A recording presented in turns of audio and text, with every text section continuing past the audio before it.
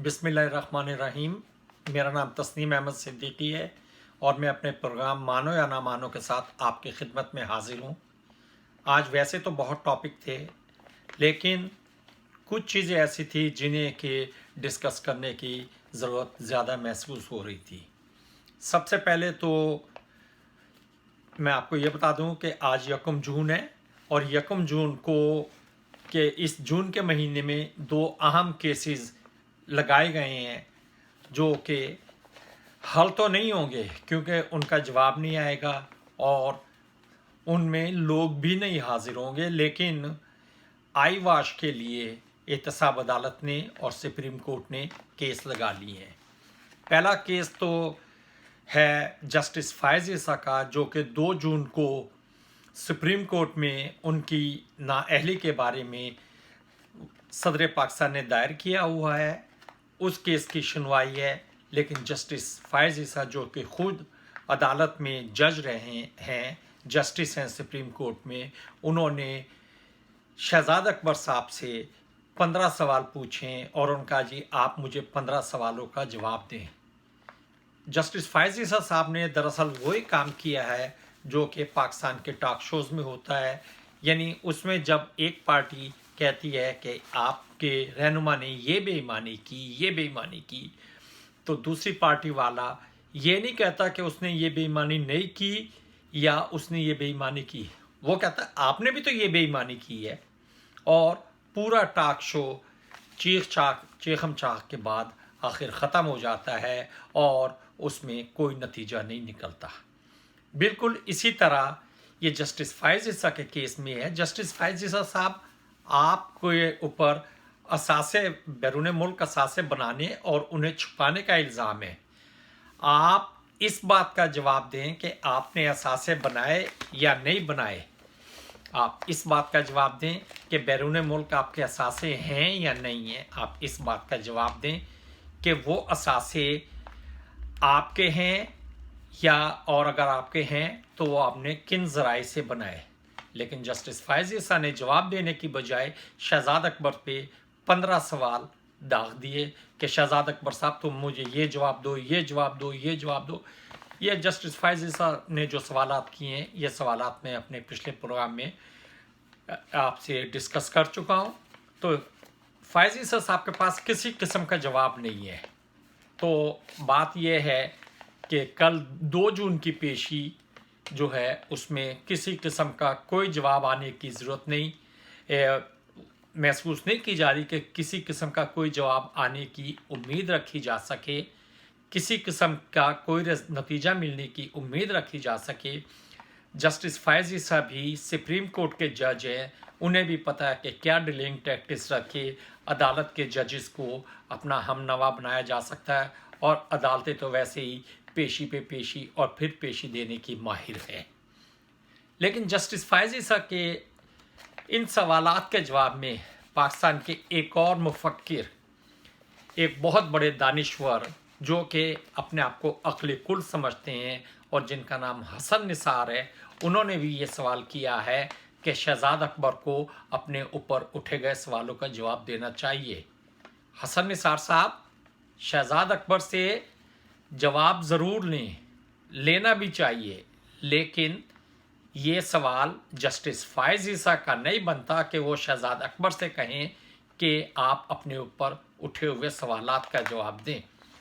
और दूसरे हसन निसार साहब, अगर इसी तरह सवालात उठाए जाते रहें तो फिर सवाल तो आप पे भी उठता है कि आपके पहली बीवी के बच्चे किस हाल में, किस कसम पुरसी की हालत में रह रहे हैं।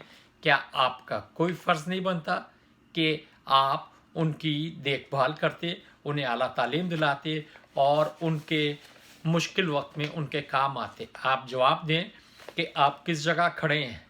आप अपनी दूसरी बीवी के साथ तो खड़े हैं, और अगर आपके दूसरी बीवी से बच्चे हैं तो आप उनकी तो जिम्मेदारी ले रहे हैं, तो क्या पहले बच्चों की जिम्मेदारी लेना आपका फ़र्ज़ नहीं बनता? चलें, फिर सवाल करने की बात है ना, तो मैं आपसे ये सवाल करता हूँ। अब आ जाएं दूसरी तरफ। एक दूसरा केस भी है जो कि 11 जून को तोशा खाना केस के नाम से है, जिसमें कि एहतसाब अदालत ने आसिफ अली जरदारी और नवाज शरीफ को तलब किया है। आसिफ अली जरदारी को एक छुट्टी भी, एक इस्तिस्ना भी दिया गया और यह कहा गया कि आसिफ अली जरदारी 11 जून को हाजिर हों। तो लें जनाब, मेरे साथ जवाब ले लें। आसिफ अली जरदारी और नवाज शरीफ 11 जून को हाजिर नहीं होंगे, क्योंकि ये केस कोई इतना अहम नहीं है जिसमें वो हाजिर हों। अहम तो है क्योंकि पाकिस्तान का पैसा चुराया गया, लेकिन जो अरबों चुरा लें वो इतने छोटे छोटे केसेस में पेश होके आप अपना वक़ार नहीं गंवा सकते। आप लोग सिर्फ मजाक कर रहे हैं, आप लोग सिर्फ आवाम को इस बात से बेवकूफ़ बना रहे हैं कि हम काम कर रहे हैं। एहतसाब अदालत हो, नैब हो, सुप्रीम कोर्ट हो, आप में से कोई भी काम करने को तैयार नहीं। आप सिर्फ और सिर्फ आवाम को बेवकूफ़ बना रहे हैं। इसके बाद एक और साहब हैं जिनका नाम के सलीम साफ़ी है। सलीम साफ़ी साहब को मेरे ख्याल सहाफ़त छोड़ के सिविल एविएशन में चले जाना चाहिए, क्योंकि उन्होंने एक मज़मून लिखा है और मज़मून का उन्वान है तैयारे हादसात रोकथाम कैसे मुमकिन है। मैं इस पर फिर कभी भी बात करूँगा। आज ये मैं बता दूं कि सलीम साफ़ी साहब, आप सिविल एविएशन में चले जाएं, क्योंकि आप जितने काबिल हैं आप सिविल एविएशन में मेरा ख्याल है ज़्यादा काबिल होते। और अगर हो सकता तो ये जो टीम आई थी फ्रांस से, आप इसके साथ ताउन करने के लिए वहाँ चले जाते तो ज़्यादा बेहतर था। एक और सहाफ़ी हैं जिनका नाम है सुहेल वड़ाइच साहब।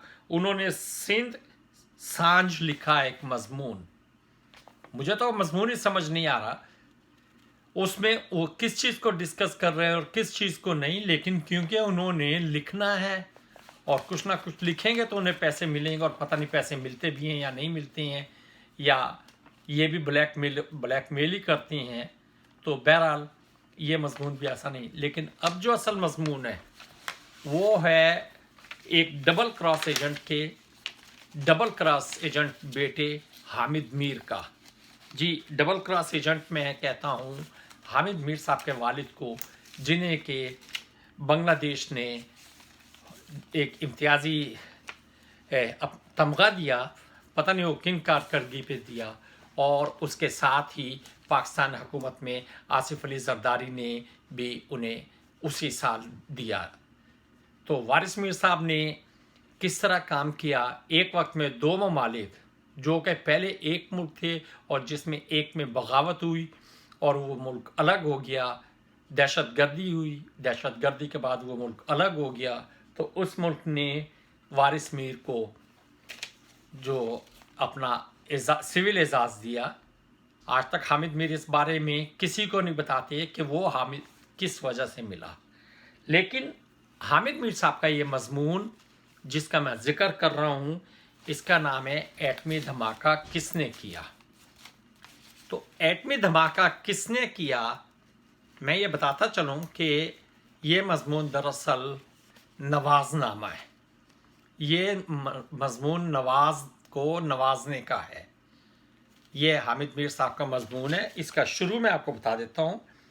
नवाज शरीफ लंदन में खामोशी की ज़िंदगी गुजार रहे हैं, लेकिन उनके सियासी मुखालफिन इस खामोशी से भी खौफज़दा नज़र आते हैं। इन्हें नवाज शरीफ की खामोशी किसी तूफ़ान का पेश खैमा लगती है, लिहाजा वो खामोश नवाज शरीफ के ख़िलाफ़ तूफ़ानी बयानबाजी के ज़रिए आने वाले नामालूम तूफ़ानों का रास्ता रोकने की। नवाज शरीफ के ख़िलाफ़ क्या तूफ़ान है? कौन सी नवाज शरीफ की खामोशी? वो एक भगौड़ा है, भागा हुआ मुल्क से। अगर नवाज शरीफ खामोश है तो वो आ जाए वापिस। कैसा खामोश? हामिद मीर साहब, आपके नज़दीक नवाज शरीफ खामोश होगा, लेकिन वो एक भगौड़ा है, वो मुल्क से भागा हुआ है, वो मुल्क की अदालतों को धोखा दे के गया है। उसके मेडिकल के सर्टिफिकेट्स गलत बनाए गए, उसकी मेडिकल रिपोर्ट्स गलत बनाई गई, उसे अदालतों ने मिल के भगाया। तो वो कैसे भागा? कैसे कि उसकी वो कोई खामोश नहीं है, वो दबके हुए चूहे की तरह बिल में दबका हुआ है।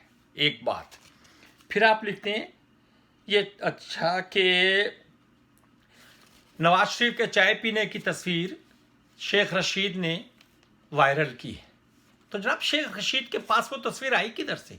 आप ये बताएं। अगर शेख रशीद के पास ये तस्वीर आई है तो ये बात तो आप मान रहे हैं कि नवाज शरीफ बाहर बैठा चाय पी रहा था, बीमार आदमी था, चाय पी रहा था, कॉफी पी रहा था, जहर पी रहा था, जो भी पी रहा था, पी तो रहा था, उसका क्या ताल्लुक है? 2, फिर आप लिखते हैं कि शेख रशीद ने कहा कि नवाज शरीफ धमाकों के खिलाफ थे तो राजा जफरुल हक ने इसकी भरपूर तरदीद की। और भाई बात यह है, तरदीद करने वाले और तस्दीक करने वाले बहुत होते हैं, ये भी आप इसको छोड़ दें। आगे चल के आप लिखते हैं कि जब भारत ने धमाका किया तो नवाज शरीफ कजाकिस्तान के शहर अलमाती में थे। उन्होंने वहां से आर्मी चीफ जहांगीर करामत को फ़ोन किया और कहा आप एटमी धमाकों की तैयारी करें। जहांगीर करामत ने यस सर या ओके नहीं कहा, बल्कि गुजारिश की आप पाकिस्तान आ जाएं। वैसे तो हामिद मीर तुम चवल मारते रहते हो, तुम ये कहते रहते हो कि फ़ौज ये कर रही है, फ़ौज ये कर रही है, फ़ौज का इसमें भी हिस्सा है, फ़ौज का इसमें भी हिस्सा है, फ़ौज ने मेरी गाड़ी के नीचे बम लगवा दिया, फ़ौज ने मेरे पे गोलियां चलवा दी, फ़ौज ने फलां को मार दिया, फ़ौज ने फलां को उठा लिया, फ़ौज ये करती है। तो भाई अगर ये सब कुछ करती हैं तो फिर जहांगीर करामत को नवाज शरीफ ने फ़ोन किया, यार खुदा का नाम है कुछ तो मान लिया करो, अपने किसी एक बयान पे तो खड़े रहो। ये जहांगीर करामत वही है ना जिससे नवाज शरीफ ने इस्तीफा ले लिया था। आपको याद होगा कि जहांगीर करामत से इस्तीफा लेके नवाज शरीफ साहब परवेज मुशर्रफ को लाए थे। तो उसके बारे में आपका क्या ख्याल है, उसके बारे में भी कभी बताएं। ये फिरौन का बच्चा नवाज शरीफ, इसने क्या किया था? यही किया था ना कि जहांगीर करामत से। अच्छा, उसके बाद लिखते हैं वक्त गुजरने के साथ हमें पता चला कि अमेरिका, हाँ ये चले मैं बाद में कर लूँगा उसको डिस्कस। वक्त गुजरने के साथ हमें पता चल चुका था कि अमेरिका समेत कई मगरबी ममालिक पाकिस्तान को एटमी धमाके से बाज रखना चाहते थे। कई सफारत खानों ने मुझे मिलकर कहा कि आप एटमी धमाकों के बारे में अपनी राय तब्दील करें। हमें भी धमाका तुमने करना था, तुमने बटन दबाना था धमाके का, या एटम बम को दिया सलाई तुमने दिखानी थी? क्या पिद्दी का शोरबा कि जी मेरे से राब्ता किया, और तुम्हारे से किस हैसियत में राब्ता करते? तुम हो क्या चीज? तुम्हारा बाप डबल क्रॉस एजेंट था, तुम डबल क्रॉस एजेंट हो, तुम चीज क्या हो यार कि मेरे से ये कहा? अच्छा, इससे पहले मैं वो आपसे बात कर रहा था कि लोग ये कहते कि पाबंदियां लग जाएंगी, पाकिस्तान पे इक्तिसादी पाबंदियां लग जाएंगी, लेकिन इस धमाके का भी आप ये ज़हन में रखिए कि इस धमाके के बाद जो सबसे पहला काम किया गया था, जिसे नवाज शरीफ साहब ने मुल्क की बेहतरी के लिए कहा था, वो डॉलर फ्रीज अकाउंट था, जिसमें उन्होंने डॉलर फ्रीज कर दिए थे। लेकिन इस डॉलर फ्रीज करने में ही नवाज शरीफ के बच्चे करोड़ों रुपए बचा गए, करोड़ों रुपए अपने बचा गए। और किस तरह बचा गए कि जब डॉलर फ्रीज हुए तो उन्होंने अपने डॉलर फ्रीज करने से पहले बैंकों से निकाल लिए और वो डॉलर लेके हुसैन नवाज मुल्क से बाहर चला गया। कभी ये भी तो लिख दिया करो हामिद मीर, तुम तो बहुत अंदर की खबरें रखने के आदी हो, लेकिन तुम्हारी अंदर की खबरों में कोई वही चीज़ होती है जो तुम किसी को अच्छा जाहिर करना चाहते हो। खैर, उसके बाद धमाके हो गए और धमाके हुए बलूचिस्तान में। तुमने बलूचिस्तान की तारीख भी लिखी कि मैंने कहा जी बलूचिस्तान में भी तरक्की होनी चाहिए, ये होनी चाहिए, वो होनी चाहिए। पता नहीं, लिखने को तो तुम बहुत कुछ लिखती हो लेकिन झट मारती हो।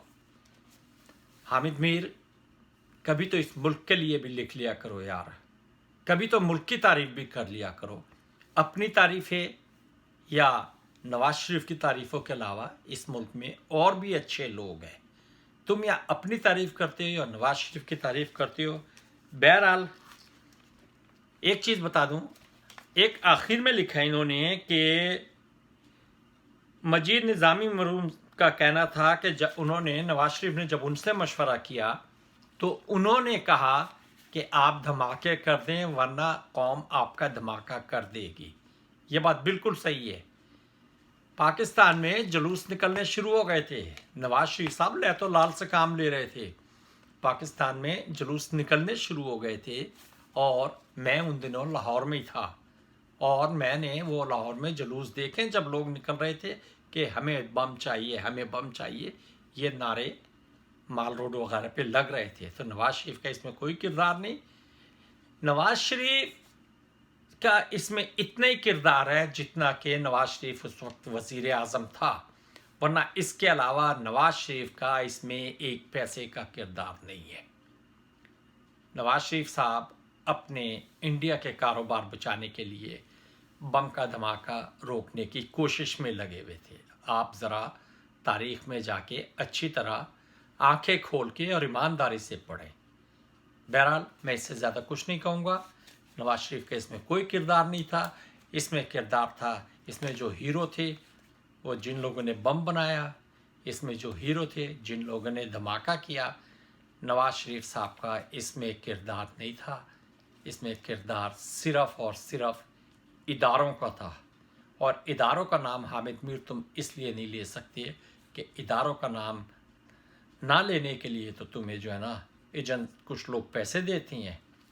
तुम्हारा एजेंडा है कि इदारों के ख़िलाफ़ बोलते रहो और जेबें भरते रहो, तो तुम सिर्फ़ और सिर्फ इदारों के ख़िलाफ़ बोलकर जेबें भरते हो। इसके साथ ही मैं कुछ नहीं कहूँगा।